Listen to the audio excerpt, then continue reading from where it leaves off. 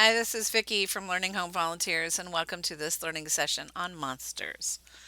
Monsters have historically defined things that we don't understand and are a little bit scary because we can't predict how they will act.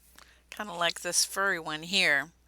Monsters Inc., a Pixar movie, provided a different perspective on monsters. In the movie, monsters were just as afraid of us as we were of them.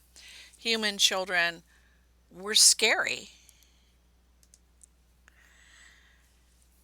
and the children themselves thought that the monsters were scary. And as they began to understand each other, they became friends and eventually worked together. We thought it might be fun to explore making some beings that look different from us. Maybe your monster has a cute face, or lots of eyes, or maybe just one big eye. Whatever your monster looks like, we can't wait to meet them. We have four great books for our monster session.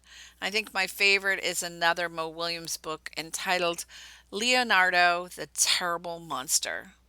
Leonardo thinks that scaring people is what monsters do, but he's just not that good at it. He wants to be a good monster, but struggles to find his place.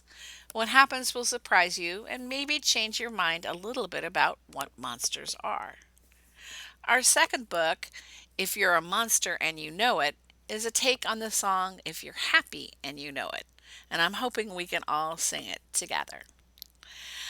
Our next book, Sesame Street Grover, reads to us, and he's a little nervous about reading because he heard that there is a monster at the end of this book.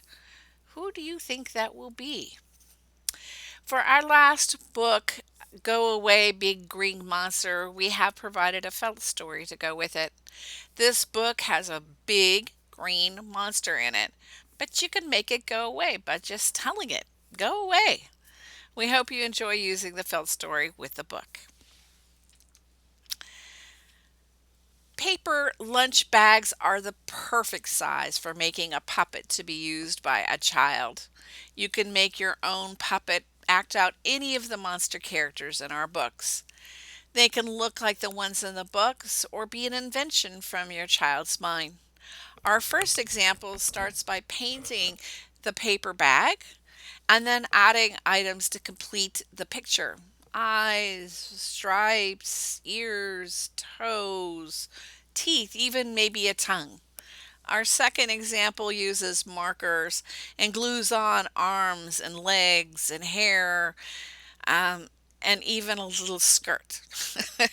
Our third example uses just the paper bag as it is and builds the monster by adding onto the bag itself. I love the nose, the yarn for hair, and you can see it uses all sorts of items from the house. I see cupcake holders and foil and a pom pom, no doubt left over from another activity. In our next example, they use paint spattering or dripping onto the paint on the paper bag to create color variations in the skin. And the construction paper is used for teeth or tongues or even hair. In our last one, we use sticks and paper cleaners and eyes. And I can't wait to see what you guys actually make with yours. In your box, you'll find multiple lunch bags with a bunch of materials inside the bag, which we hope will inspire your little artist.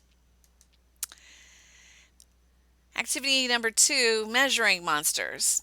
In your box, you're going to find some monsters to measure. We can use our snap cubes from your teacher's kit to get this done.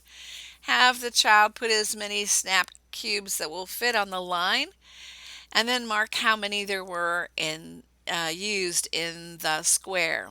If your child is not yet writing numbers, you can have them make a dot for each cube that they use, and then you can write the number and they can trace over it.